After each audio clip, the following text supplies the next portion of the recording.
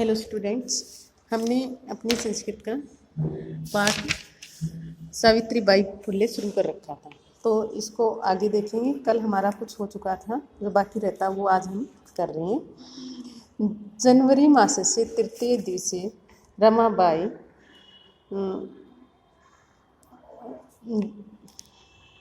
दिवसे 1831 ख्रीष्टाब्दे महाराष्ट्र से नायगांव नामनी स्थानीय सावित्री एजायते का मतलब पैदा हुआ।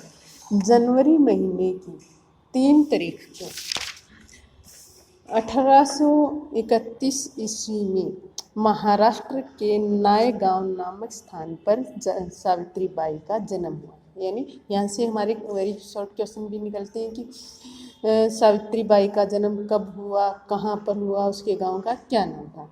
तस्या माता लक्ष्मीबाई पिता च खंडोजी इति अभिहित। उसकी माता का नाम लक्ष्मीबाई था और पिताजी का नाम खंडोजी महोदय था। 9 वर्ष देशीय सा ज्योतिबा फुले महोदयन प्रीणिता का मतलब शादी करना। 9 वर्ष की आयु में ज्योतिबा फुले के साथ उसकी शादी कर दी गई। सोपि तदानी 13 वर्ष कल्प एव आसीत, और वो भी उस समय केवल 13 ही साल की थी। ये तो ही से स्त्री शिक्षा प्रबल समर्थक आसीत, तो भी वो स्त्री शिक्षा के प्रबल समर्थक थे। अतः सावित्र्या मनसी स्थिता अध्ययनाभिलाषा उत्सव प्राप्तवती। इस प्रकार से सावित्री बाई की पढ़ने की जो अभिलाषा का मतलब इच्छा थी, उसको बल मिला। इतः परम साग्रहम आंग्ल भाषाया अपि अध्ययनम कृतवती, और इस प्रकार से उसने बड़े ही आग्रहपूर्वक अंग्रेजी भाषा का भी उसने अध्ययन किया। आंग्ल भाषा का मतलब अंग्रेजी भाषा का भी उसने अध्ययन किया।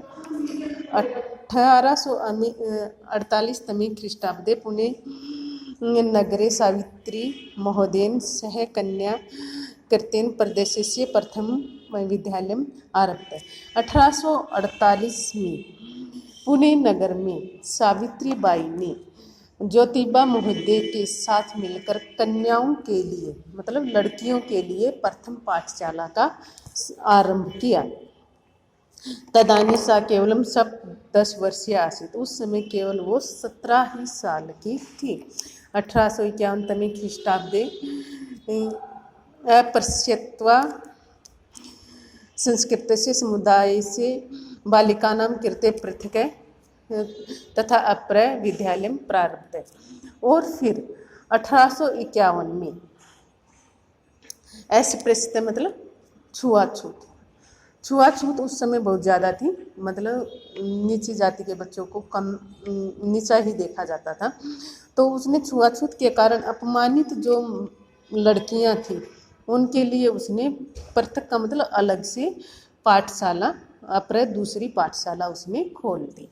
यानी 1848 में तो उसने महोदय के साथ मिलकर एक लड़कियों के लिए पहली प्रथम पाठशाला खोली लड़कियों के लिए, लेकिन उस समय छुआछूत के कारण बहुत का बोलबाला था। तो उस समय लड़कियों को पढ़ने भी कम ही दिया जाता था। तो जो लड़कियां पढ़ना चाहती थी लेकिन उनको नहीं पढ़ाया जा रहा था छुआछूत के कारण, तो उनके लिए उसने दूसरी पाठशाला खोल दी।